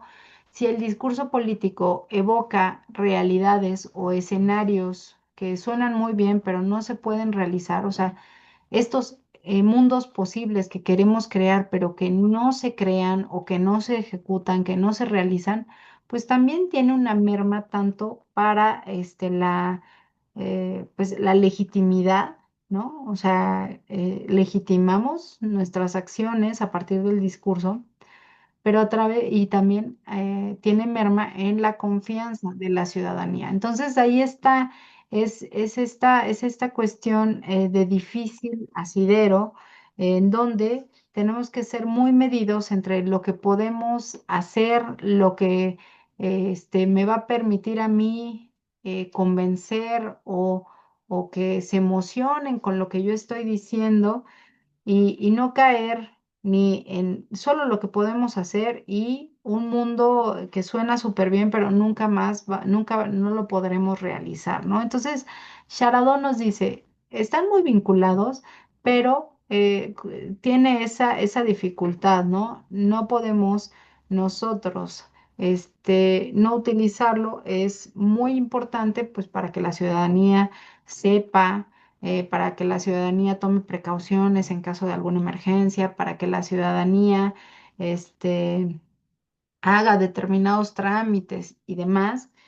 Y lo otro es, pero no podemos este, expresar un mundo que suena bien, pero no es realizable, porque ahí vienen otra vez esos costos, esas recriminaciones, es que no cumpliste todo esto que tú me estabas prometiendo y con lo cual yo te di mi voto o yo permití que tú llegaras al poder. Lo que ustedes decían al principio acerca de la palabra empeña o, o de, pues, se les recrimina así de, a ver, tú me prometiste que ibas a acabar con la corrupción, tú me prometiste que ibas a acabar con o sea, que ibas a crear un muy buen sistema de salud y no lo has creado, ¿no? Entonces, por eso es una vinculación no sencilla porque, pues, tenemos que evocar, tenemos que convencer, tenemos que ilusionar, pero no podemos nosotros en ese ilusionar crear escenarios que no se van a poder realizar porque la recriminación y la deslegitimación vienen después, ¿no? Entonces, son fundamentales y en nuestras sociedades cada vez son más importantes, se utilizan ahora cada vez de forma más frecuente, pero tiene esas dificultades, ¿no? Y pues si no hay, o sea, veo que hay muchos mensajes, que hay muchas preguntas, pero si no hubiera alguna pregunta, hasta aquí yo dejaría la exposición ya, pues ahorita sí, abriéndome para las preguntas, ¿no? Primero iríamos con las manitas levantadas. No sé si William esté listo para hablar y hacer su pregunta. Hola, ¿qué tal? Sí, claro, mucho gusto. Mi nombre es William. Y bueno, la verdad es que antes que nada, muchísimas gracias por esa capacitación. Creo que sentar esta base teórica resultó demasiado fructífera para mí, dado que estoy interesado en hacer un análisis del discurso y sobre todo, ¿no? Teniendo como objeto o como tema de estudio la seguridad pública en torno a la militarización de la seguridad pública aquí en México respecto a la Guardia Nacional. Y Sí, una de las cosas que me interesó muchísimo, justamente las definiciones y que también de alguna manera lo vinculo con Eliseo Verón, es esta sí, dimensión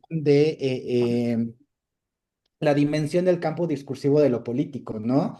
Y sobre todo que Verón creo que es más enfático donde lo enfatiza como un enfrentamiento en esta relación de amigo-enemigo, la lucha sí. entre enunciadores, ¿no? Y donde la política pues aparece inseparable de esta construcción de un adversario, ¿no? Que desde luego no es imaginado, puede ser imaginado, pero pues en el centro de esta dimensión pues aparece la polémica, ¿no? Como el eje articulador entre estos dos enunciadores. Entonces mi pregunta va más que nada del desconocimiento de cómo, desconocimiento de mi parte, de cómo identificar o cuáles serían las principales estrategias metodológicas para poder hacer un análisis de esos discursos políticos encaminados a este antagonismo político. Ok. Si quieren, podemos eh, hacer las siguientes preguntas y ya respondo como en bloque, ¿sale? A ver, Claro, sí. aquí estaba viendo que Alan Sánchez también pregunta, que dice, me confundo un poco estas recriminación, ¿esto es parte de un discurso político? Eh, Eh, ¿Qué recriminación? Perdón, no entendí. así Hola, puso en el chat. No sé si quiera aclarar perdón. la duda, Alan. Ok, Sí, gracias, buenas tardes. sí. Me refiero a que esta última parte en la que estaba comentando. Ah, ¿Yo? una disculpa. Sí me escucha, ¿verdad? Se cortó un poco, entonces si quieres, Ahí, si me escucha bien, me refiero un poco a esta última parte que decía que después de que en el discurso político se expresa algo, viene una parte como de recriminación en la cuestión de, entendí yo, las personas, como que el pueblo, vamos a decir, ujú, el demos, tiene una recriminación hacia que si no está cumpliendo lo que dice, pero no entiendo si esto que no está cumpliendo forma todavía parte del discurso político o es precisamente la consecuencia y eso ya no está al análisis del discurso. ujú, No ujú. sé si me explico. Como Sí, que si un político está diciendo su discurso, pues bueno, analizamos eso con base en la parte de la lengua, del contexto, pero no sé si la consecuencia precisamente el si se cumple o no con la realidad o esto de la recriminación forma parte del discurso? ¿También se analiza esa otra parte? No sé si me pueda aclarar un poco esto. Muchas gracias. Ok, sí, muchas gracias. También Alan hizo la pregunta de cómo se analiza entonces los mensajes de correo electrónico de phishing y dónde se reproducen en un acto protocolario. Por ejemplo, la oferta de una tarjeta y el emisor pretende tomar una identidad. Ok, sí.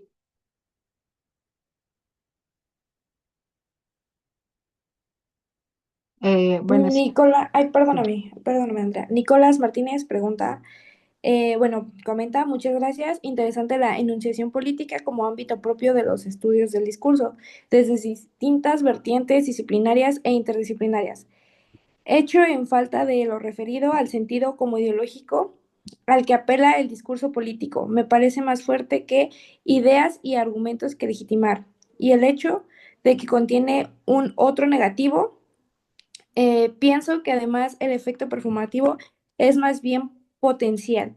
El discurso de campaña electoral es político y es potencialmente performativo, si se requiere en cuanto a generar adhesión electoral. No sé si sea, quiere aclarar algo al respecto o solo fue su comentario que puso.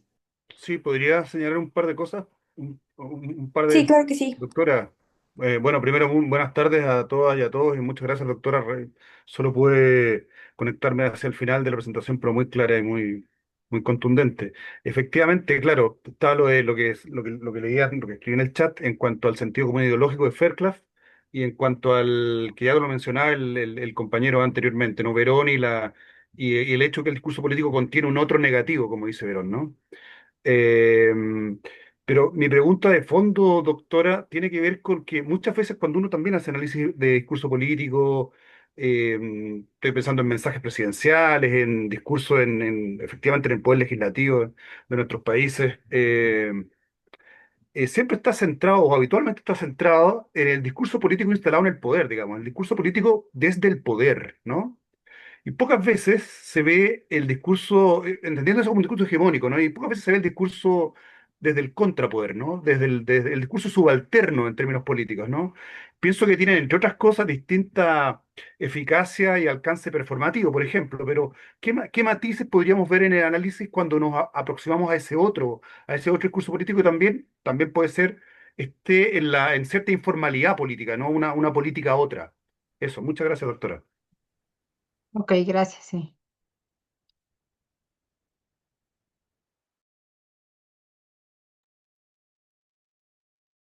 Eh, sí, Héctor, gracias.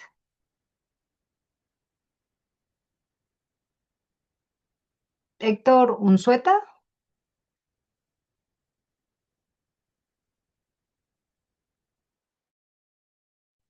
Ah, ok. Gracias, doctora Samaniego. Sí, es un poco nada más para ampliar esto que había comentado, la duda que tenía el compañero sobre si em, la recriminación, el asunto de la recriminación que la ciudadanía luego llega a hacer contra los políticos. Bueno, tiene que ver justamente con lo que había planteado, ¿no? De los actos de habla de Shirley y Austin, en la idea, en el sentido de que la palabra empeñada nos compromete y cuando un político empeña su palabra frente a un gran auditorio, una gran nación, pues evidentemente es sancionado, es castigado cuando no cumple esas promesas, ¿no? Esas promesas de campaña, concretamente en el contexto electoral.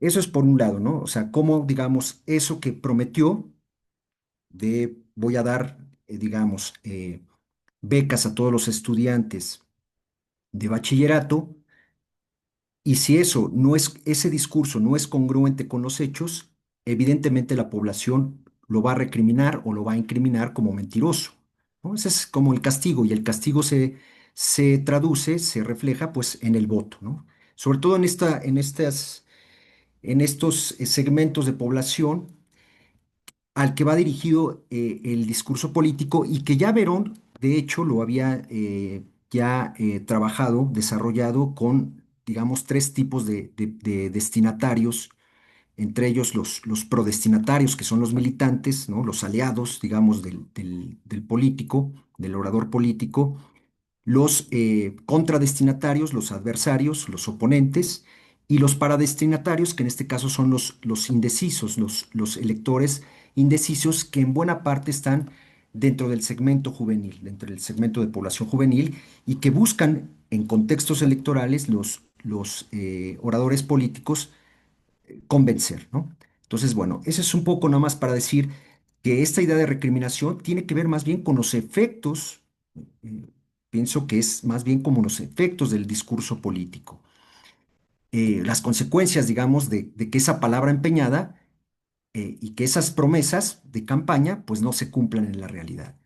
Entonces, claro, el efecto es un efecto adverso al político. Y por otro lado, quisiera también como nada más ampliar lo que había comentado la doctora Samaniego en la idea de que el discurso político evidentemente crea, evoca realidades, decía la doctora Samaniego, mundos posibles, modelos de deseo, diría Patrick Charadot, eh, y que esa es parte de su naturaleza, ¿no? O sea, también hay que entender que parte del discurso político, esa es su naturaleza. No le interesa realmente demostrar, ¿no? Demostrar lo que se está diciendo. O sea, en absoluto está regido por pruebas de veredicción, ni por pruebas irrefutables, como puede ser, digamos, el discurso lógico-matemático o los discursos que describen las leyes físicas, ¿no? Donde, digamos, fuerza igual a masa por aceleración y no hay otra fórmula más. O sea, ya se demostró a través de experimentos, de tablas de verdad, etcétera, etcétera.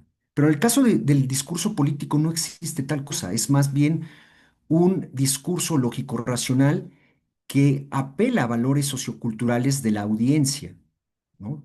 Apela a los valores, a las tradiciones, a las costumbres, a las prácticas culturales de un pueblo del que se sirve el propio orador político cuando es un político hábil, ¿no? Y eso lo retoma para buscar convencer y poder ser empático y buscar ese apoyo de la audiencia.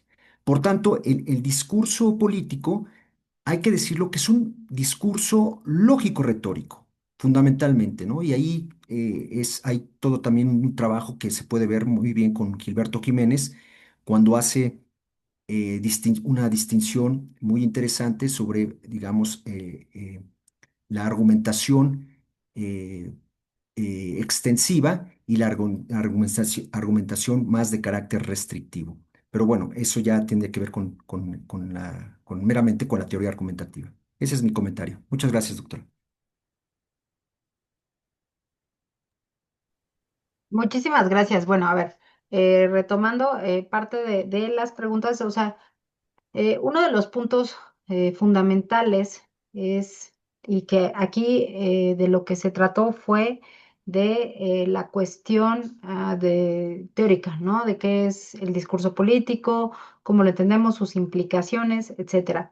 Efectivamente, hay análisis del discurso y ahí es en donde una cosa es utilizar o pensar al discurso desde su enfoque teórico y otra es cómo lo aplicamos en contextos específicos como, digamos, el que tú estás mencionando, ¿no? Acerca de la Guardia Nacional y cómo se implementó la estrategia de seguridad, ¿no? Para llevar a cabo esto. ¿Qué metodología es la más adecuada? Como hay, ahora sí que mucho va a depender de qué elementos son los que tú quieres revisar. No hay una metodología, eso es claro. No hay una metodología de análisis del discurso, como no hay una definición sobre qué es el discurso y qué es el discurso político, ¿no? Entonces, ¿qué recomendaría yo? Bueno, pues que te acercaras a textos de Charles Sanders Peirce, que revisaras, porque ahí también va a depender, o sea, solo vas a analizar lo que están diciendo, o sea, lo que me imagino López Obrador expuso, también vas a ver videos qué es lo que qué elementos son los que vas a revisar y a partir de ello solo vas a revisar las mañaneras, vas a revisar los documentos, no sé, desde el plan electoral, desde el programa electoral y después cómo fue variando la argumentación, entonces depende.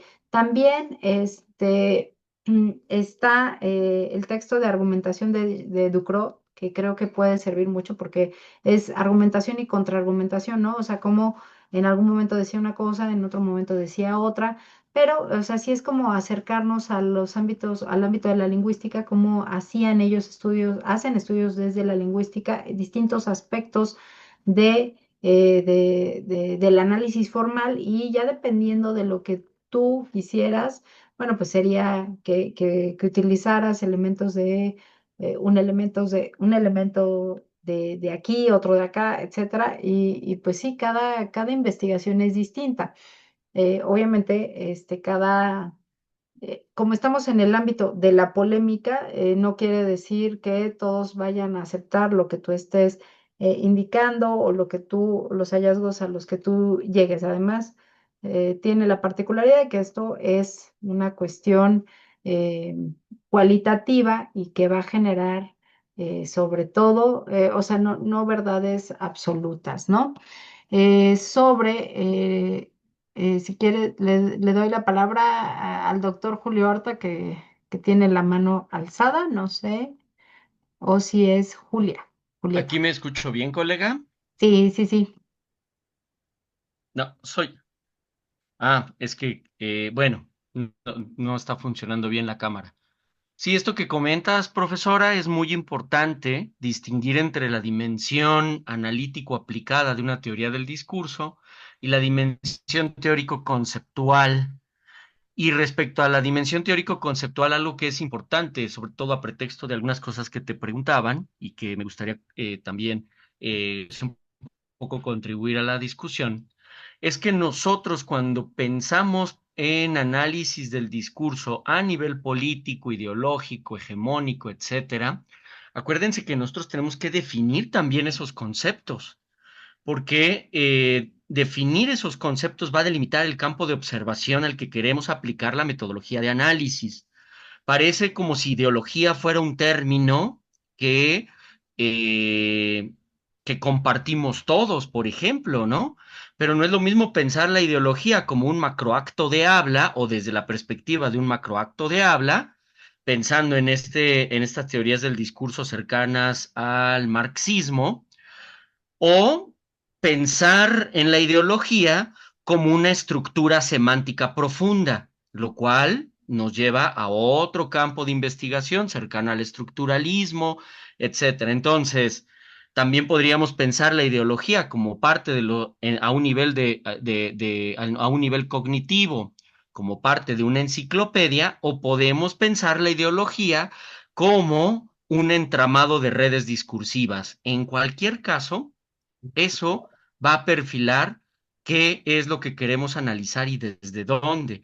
Y entonces, esto que comenta la profesora Andrea es muy importante porque estas delimitaciones las podemos hacer a nivel teórico y eso va a perfilar la manera en que vamos a aplicar la herramienta metodológica y a qué corpus. Era esa, colega. Gracias. Sí, sí, bueno, sí, es muy importante la definición conceptual.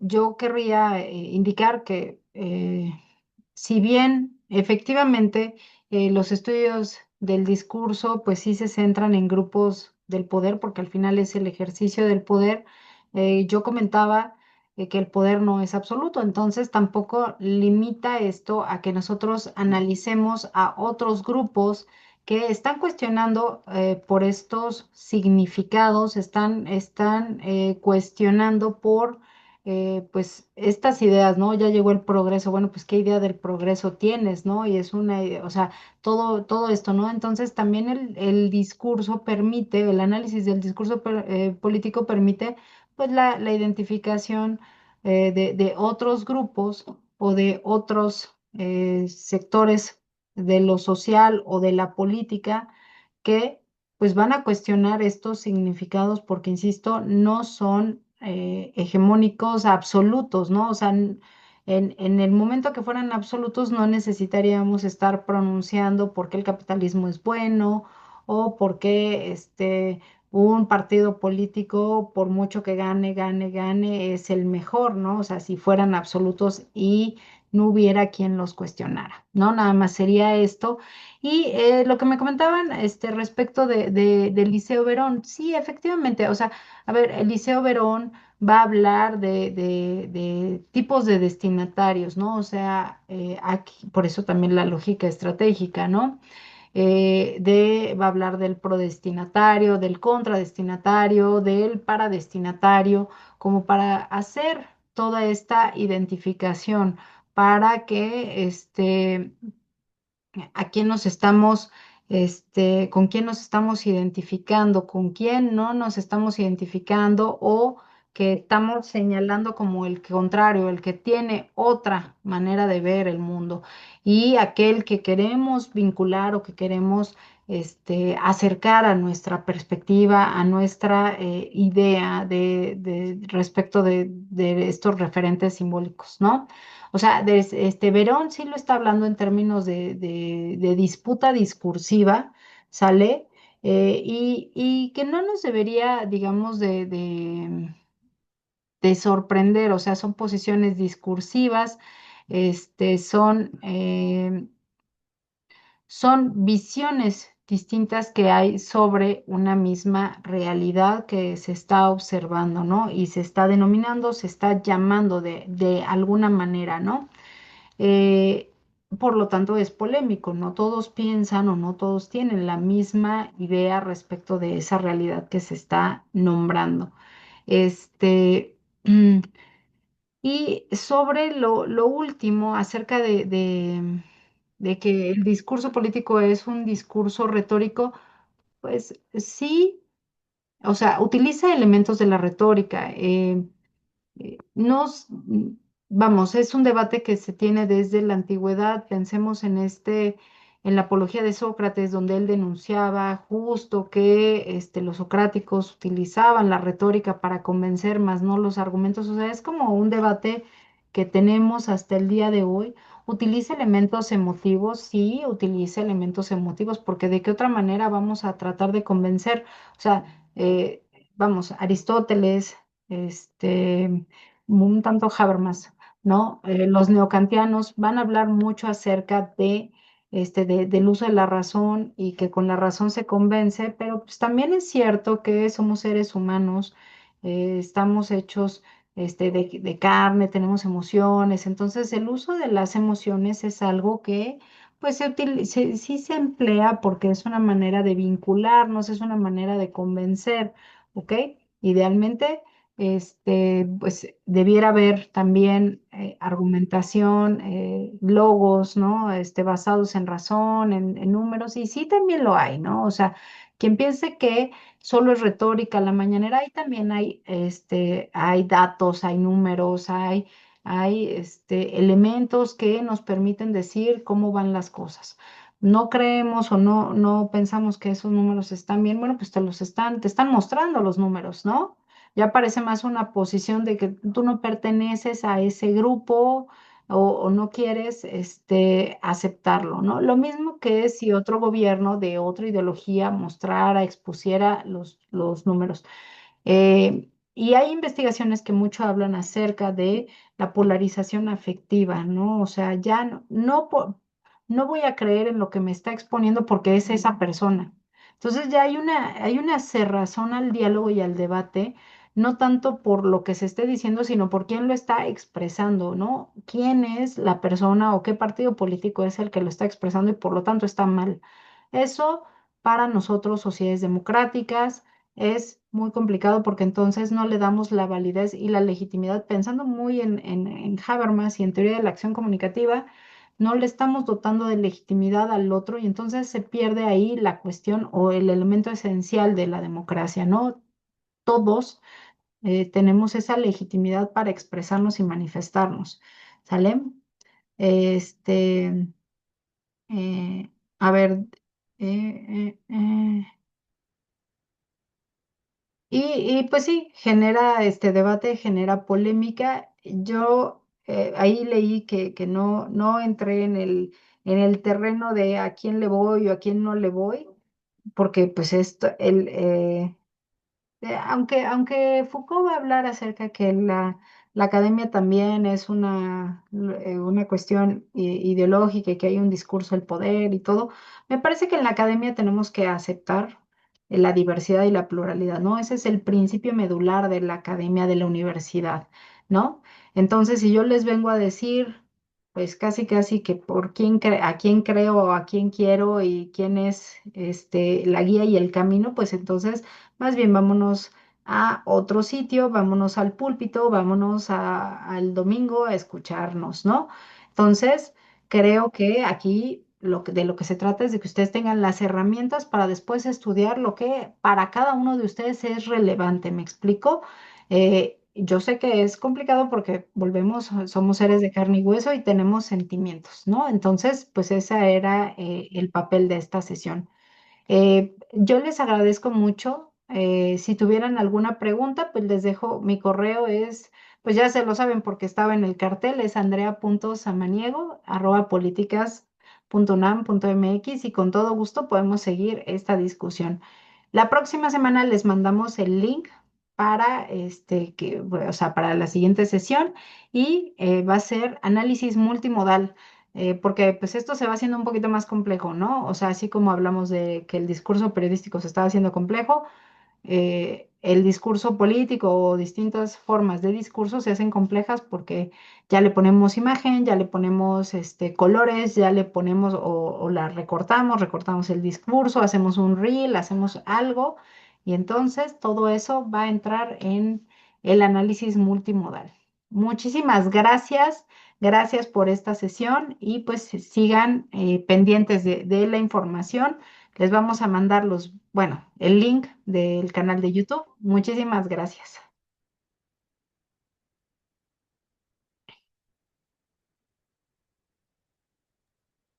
Muchas gracias, colegas. Nos vemos dentro de 8 días. Que estén muy Gracias. bien. Gracias, hasta luego.